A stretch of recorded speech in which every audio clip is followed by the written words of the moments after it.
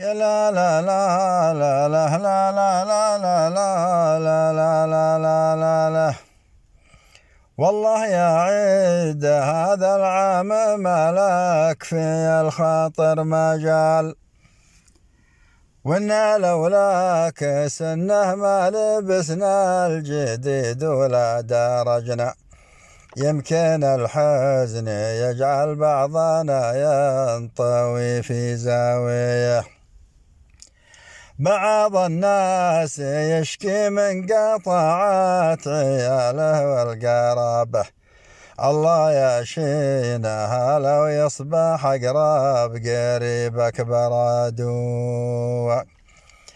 وانا والشاهد الله ما كسر خاطري واقلق منامي إلا ما حل بإخواني وبعض المعارف من ظروف.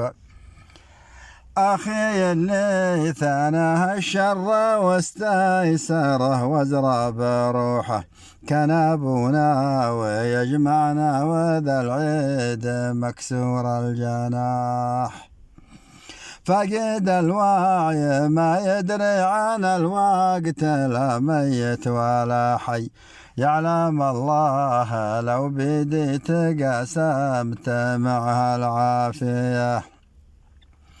واختنا اللي رابتنا يوم كنا صغار وكانت أمه احتوتنا وصانتنا بسن الطفولة والشباب. كانت البسمة اللي تسعد الروح وتبث السعادة، كانت البلسم اللي يطفي الهم ويداوي الجروح.